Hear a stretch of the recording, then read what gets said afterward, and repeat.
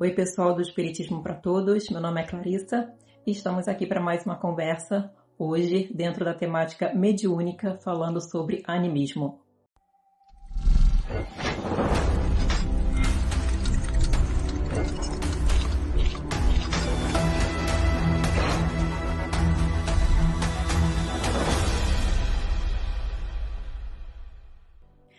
Animismo vem do latim anima, que significa alma, espírito. Logo, animismo é tudo aquilo que provém da nossa alma. Na vasta educação sobre mediunidade que a gente encontra no Espiritismo, o animismo ele é um dos itens que a gente vai encontrar para poder estudar. Um item super importante porque não existe nenhuma prática mediúnica que não tenha o envolvimento do animismo. E é super importante a gente compreender quando esse animismo ele é saudável e quando ele está sendo realmente uma interferência negativa na comunicação mediúnica e mesmo em outras partes que a gente vai ver aqui.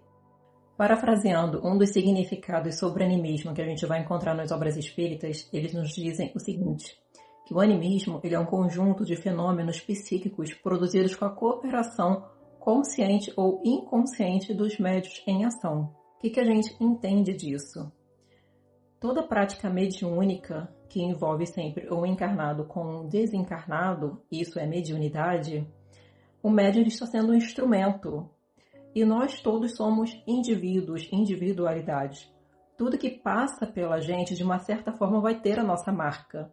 Com o médium não deixa de ser diferente. Então, em toda comunicação mediúnica, sempre vai ter uma leve característica do médium impressa naquela comunicação. A gente pode até pensar que isso seja uma coisa ruim, negativa. Afinal, parece que está manchando aquela mensagem. No entanto, isso é algo absolutamente natural, já que já citamos que não tem como algo passar por nós sem ter exatamente a nossa marca mínima que seja.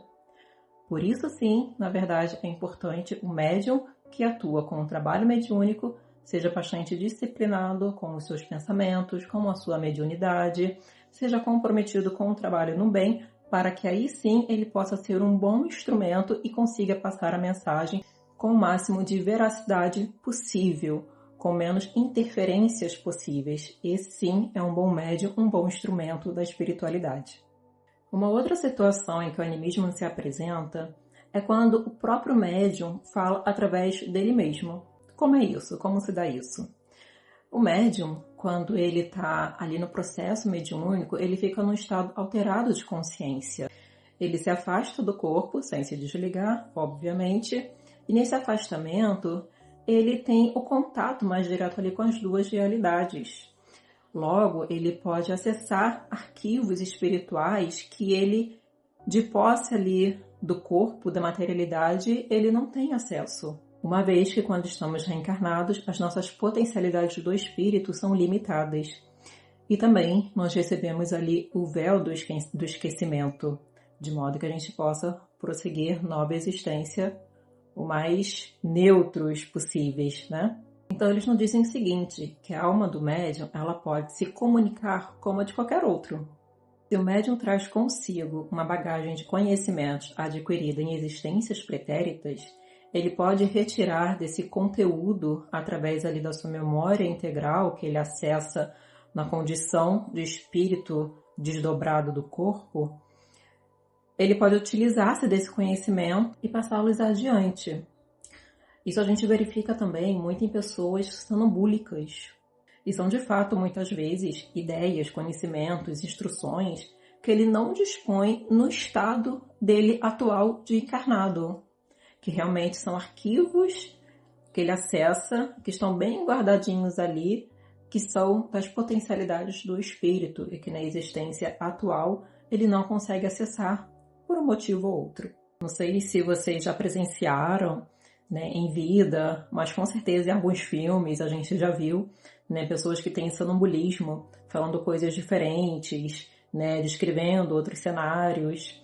né? E às vezes fazendo umas espécies de revelações, que a gente vai entender como isso, nada mais é do que a visão espiritual que ele está tendo, ou mesmo acessando arquivos das existências pretéritas dele, citando outras experiências. Então, o espírito desdobrado do corpo, seja por um processo de sonambulismo, seja por um transe mediúnico, ele pode ali ter um acesso direto a arquivos mentais, tanto de conhecimentos como de experiências pretéritas, e passar essas informações adiante.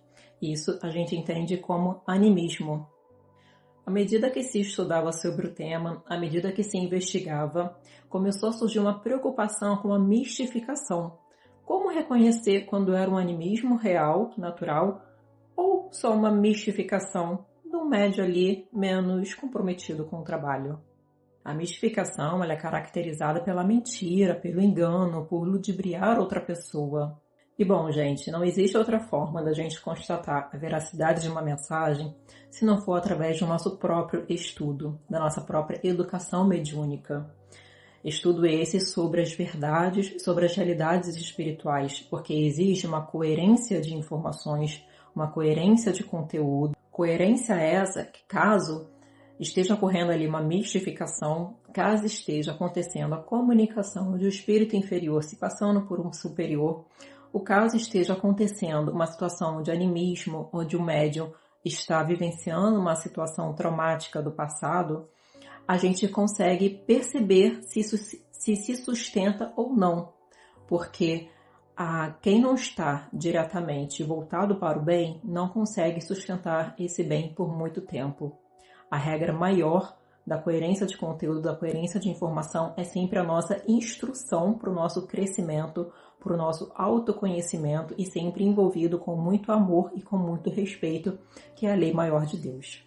Então, para todos nós, médiuns ostensivos ou médiuns não ostensivos, médiuns espíritas, médiuns não espíritas, uma vez que todos nós somos médiuns, seja em maior ou menor grau, a primeira regra, a primeira instrução para a gente fazer um bom uso da nossa mediunidade é o comprometimento com o bem, né, com o trabalho no bem.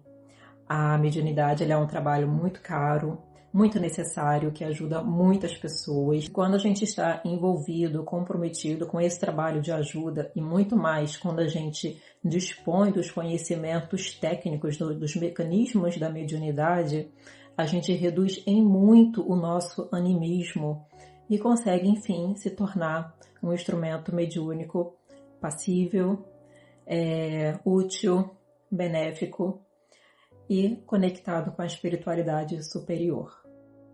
Um beijo, até a próxima!